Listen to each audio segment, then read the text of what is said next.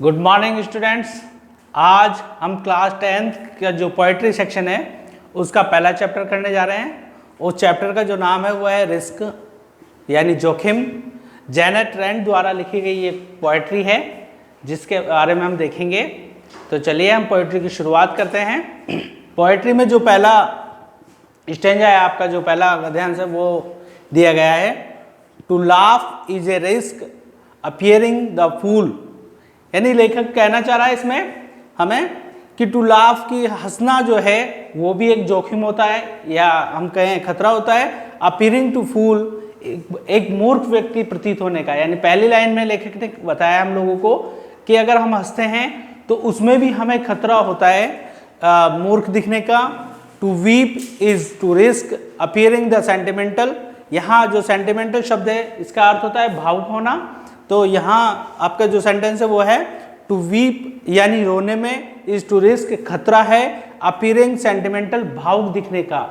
लेखक जो है वो हमें बताना चाह रहा है कि जीवन में हर स्थिति पर खतरा है या जोखिम है और उन जोखिमों से हमें गुजरना है।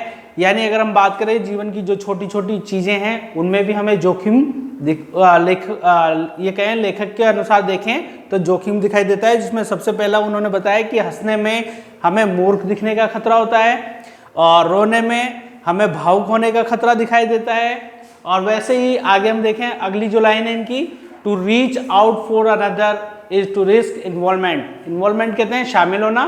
तो यहाँ to reach out for another, यदि हम किसी दूसरे व्यक्ति के लिए कोई कार्य करते हैं या उसकी सहायता करते हैं तो उसमें भी हमें खतरा होता है कि उसमें शामिल होने का। यानी कोई भी व्यक्ति ये कह सकता है कि हो सकता है कि इसमें भी इसका कोई स्वार्थ होगा तभी इसने इसकी सहायता की है। यानी किसी व्यक्ति की सहायता में भी हम लोगों को क्या होता है, उसमें इन्वॉल्वमेंट होने का खतरा बना रहता है। लाइफ में हर स्टेप पर हर जगह ये खतरे हमें जोखिम जो है वो होते हैं जिनके हमें उन जोखिमों का हमें सामना करना होता है। आगे बढ़ते हैं इसके सेकंड स्टेंजा में, to expose feeling is risk to exposing your true self.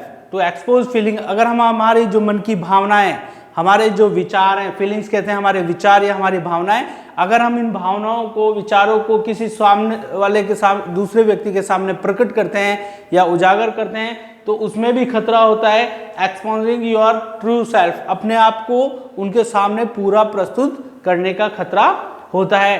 To palace ideas, अगर हम हमारी जो योजनाएं हैं, हमारे जो विचार हैं, ड्रीम्स, हमारे जो सपने हैं, बिफोर ए क्राउड, अगर हम उन्हें किसी भीड़ के सामने देते हैं यानी लोगों के सामने उनके बारे में बता देते हैं, हमारे सपने बता देते हैं, हमारे आइडियाज बता देते हैं, हमारी प्लानिंग बता देते हैं, एक क्राउड इज टू रिस्क, तो उसमें भी एक खतरा होता है बीइंग कॉल्ड नेव, अपने अनुभवहीन कहे जाने का। अगर हम सारे आइडियाज जो हमारे विचार हैं वो सारे विचार अगर हम दूसरों लोगों को शेयर कर देंगे तो अंततः लोग हमें अनुभवहीन कहना शुरू कर देंगे। तो इस प्रकार हमारे विचार जो आइडियाज हैं उन्हें भी बताने पर हम लोगों को अनुभवहीन कहे जाने का खतरा हो जाता है। कॉल्ड द नेव, नेव कहते हैं अनुभवहीन।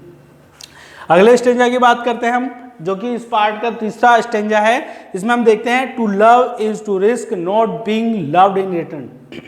To love is to risk, यानी अगर हम किसी से प्रेम करते हैं, स्नेह करते हैं, तो उस स्नेह में भी हम लोगों को प्रेम में भी खतरा होता है बीइंग लव्ड इन रिटर्न, की हमें वापसी में यानी उसका प्रत्युत्तर में प्रेम मिलेगा या नहीं मिलेगा। हो सकता है हम जिस व्यक्ति से प्रेम करते हैं उसके प्रत्युत्तर में वो हमें प्रेम ना दे, तो प्रेम में भी प्रत्युत्तर प्रेम का खतरा होता है, जोखिम होता है। To live is to risk dying, और जिस प्रकार जीवन में हम बात करें मृत्यु का खतरा बना रहता है, यानी जब व्यक्ति जन्म लेता है तो उसके जन्म से ही उसकी मृत्यु का खतरा निर्धारित हो जाता है, यानी जन्म के साथ साथ ही उसकी मृत्यु का खतरा उसके साथ रहता है। To hope is to risk disappear, आशा में भी निराशित होने का खतरा बना रहता है या निराशा का खतरा बना रहता है। कि आशा में भी हम बात करें कि अगर हम किसी चीज के प्रति आशा करते हैं और उस आशा के साथ में भी एक निराशा होने का खतरा बना रहता है कि हो सकता है वह कार्य होगा या ना होगा। आशा के साथ उम्मीद हम लगाते हैं कि ये कार्य हम कर सकते हैं, संभवतः एक निराशा का भाव भी उस समय चलता है कि हो सकता है ये कार्य ना हो। To try is to risk failure, और प्रयास करने में भी असफलता का खतरा बना रहता है, यानी अगर कोई व्यक्ति प्रयास करता है तो उसमें भी उसे असफल होने का खतरा निरंतर बना रहता है। इस प्रकार से जो हमारे लेखक हैं जेनेट रैंड, वो कहना चाहते हैं कि जीवन में हर छोटे बड़े कार्य के साथ में हमें जोखिम या जिसे हम कहें खतरा ये बना रहता है, उस जोखिम के साथ ही हमें जीवन को कार्यों को करना होता है। Thank you. आशा करता हूँ आप लोगों को ये मेरे द्वारा पढ़ाई गई पोएट्री अच्छे से समझ में आई होगी। Thank you. God bless you.